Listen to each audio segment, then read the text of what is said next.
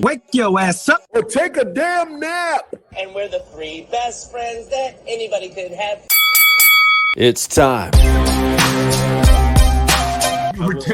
Sean, you were twerking. That's going to happen. Murph, don't be a dick all your life. It's one of the more fun podcasts I've ever done.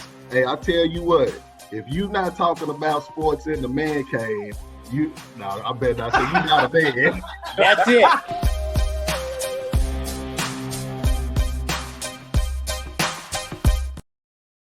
Man, wow.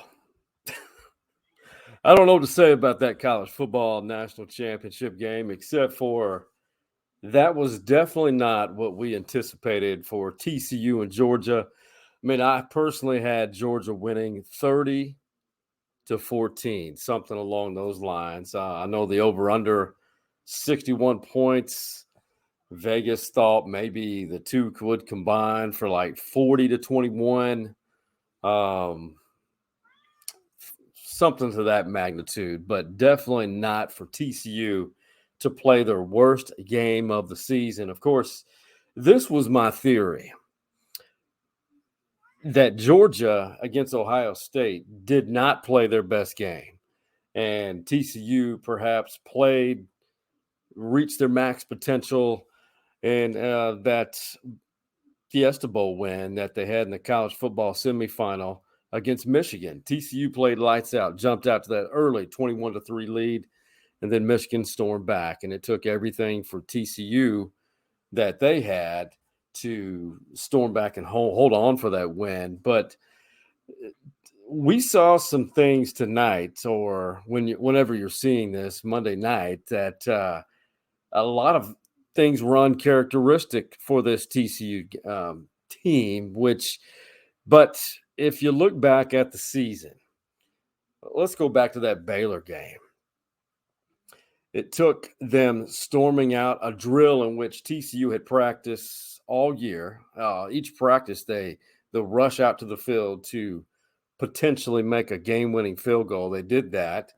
Texas defense really controlled TCU's offense for over 3 quarters in that game in Austin earlier this season.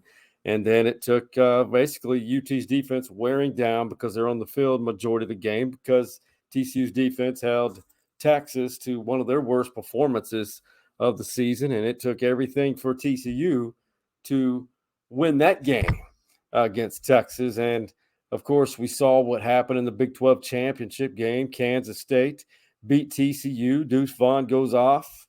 And so TCU was one of those teams that just found ways to win. Great season nonetheless. Sonny Dykes did a phenomenal job adding some key pieces in the transfer portal for that defense. And Max Duggan, a kid that really a great story. But Georgia, the defending national champions, go back-to-back. As rarely does that happen in college football, especially these days with all the parity in college football. But 65-7. The game became honestly boring. I mean, at one point it was 10-7 Georgia. We thought TCU was weathered the storm, so to speak, but it didn't happen. And as you could think and imagine, that Sonny Dykes, he's seen a lot of football, grew up with it with his dad, but to take TCU to this stage is a great accomplishment by any coach. But Sonny Dykes, you can tell by the look on his face in this soundbite I'm about to show you. Wow. What can you say after a game like that? But Coach Dykes said it best. You know, you get on a run like we've been on. You play a lot of games like we played this year that are emotional games and games that you put everything you have into it to win it. You did it 9 days ago against, again, a Michigan team where we had to hold on and fight and scratch for every inch against a very good football team, and found a way to win and get out there tonight. And, Georgia did a great job, got off to a fast start.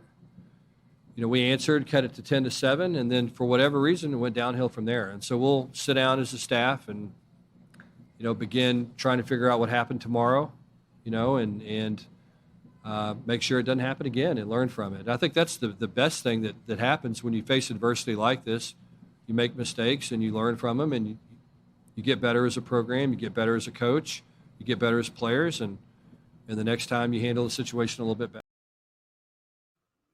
Yeah, that's tough. I mean, you saw him. He was beat, battered, shocked. I mean, that is pretty much what happens when a coach on the other end of a 58-point loss and you reach the highest level in college football, that big stage. I think we all had some empathy or sympathy we felt for Coach Dykes and the Horned Frogs. It just – because even when Georgia's backups went in, they were having their way. I mean, over almost 600 yards of offense. TCU had less than 200 yards of offense. But great job with that offense by Garrett Riley, the offensive coordinator, the brother of Lincoln Riley. Lincoln was there on the sideline to support his brother. And by the way, shameless plug, Garrett Riley was once a former SFA Lumberjack, by the way, was a quarterback on that FCS playoff team in 2010. I just thought I'd throw that in there. But, hey, by the way, this episode brought to you by Honest AC and Plumbing. They have been with us for quite some time now. And since it is wintertime, go ahead and have those heaters of yours or furnaces, whatever you like to call them, have them serviced because we are going through that up and down spell of winters as we usually do here in Central Texas. Now, if you move on to the Heisman finalist, Max Duggan, I mean, again, there's not much you can really say in that point except for, praise for Georgia. They are that good. Amazing what they have done because they took some shots throughout the year, received every team's best. And Georgia is, quite honestly, it's Georgia and everybody else in college football, even Alabama. They were not on the same level as Georgia. It's quite obvious. Georgia, Kirby Smart, phenomenal program. But Max Duggan, the Heisman finalist quarterback from TCU, trying to explain what happened in that national championship game. And we knew that. I think tonight was one of those nights where, at least offensively, we couldn't get anything rolling. They were playing well on defense. We were shooting ourselves in the foot. I was making bad decisions, and I wasn't executing well, not putting us in a position to, score some points and, move the ball. But, they're a great team. Obviously, that's not what we thought was going to happen or, wanted to happen or what we worked for. But, it was just, one of those nights where we couldn't really do much on our end. Yeah, couldn't do anything. Max Duggan, 2 interceptions. Uncharacteristic, pressured, running for his life. That Georgia front, God, beasts, unbelievable. The great recruiting, great development of UGA's football program. And it wouldn't shock me if Georgia is back in that game looking for a three-peat. That's how good that program is. They're cream of the crop. They're on a much different level. And they have this opportunity that I think they're on the front end, the foothills, if you speak, the edge of becoming what Alabama has been. Not saying Alabama's not on that level anymore, but Kirby Smart, understudy of Nick Saban, he learned, and he's an architect of this resurgence of Georgia football, back-to-back national championships. And that is where we are, 65-7, the final. And that leads us to the final stories inside the Man Cave final top 10 and 4 on the outside rankings, if you will. These are just my opinion. I would love to hear your debate. See what you think of this right here. As we pull it up, I'll pull this graphic off. Georgia. And I like, if I could, there's no space, put space in between the rest of them. But I put Ohio State number 2 in the country. Georgia barely beat them. I think Alabama, after dismantling Kansas State, leapfrogs into the top 4 at number 3. TCU falls from 2 to 4 simply because of the margin of defeat. They got to stay ahead of Michigan, whom they defeated in the CFP semifinals. And right here comes the SEC power.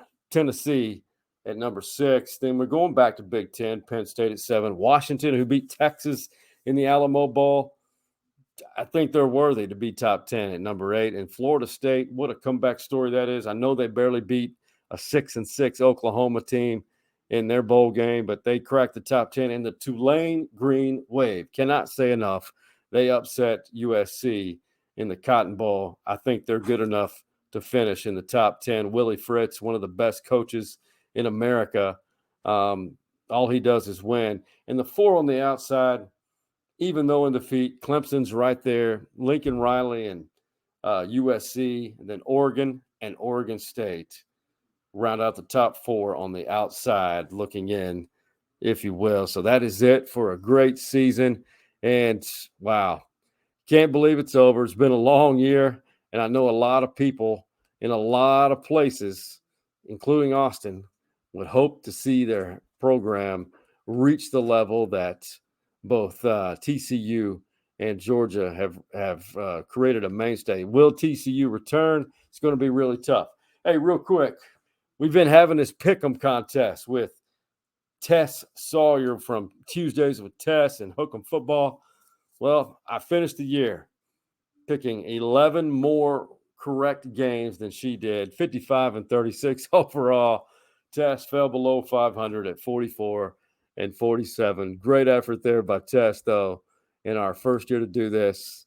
And it was a lot of fun. And, man, it has been fun to have each of you follow along on the podcast. Be sure to like us and follow us on Twitter, Instagram, and TikTok. And be sure to go to our YouTube page and hit subscribe. And until next college football season, we'll follow all the recruiting and some good stories on some of Stories Inside the Man Cave episodes, if you will. It's kind of late game, but it's been fun with all of you. And continue to tell your friends, share our post here with Stories Inside the Man Cave. And we've got some special things planned. We'll continue with the Pass Rush with Stevie Lee, but twice a month.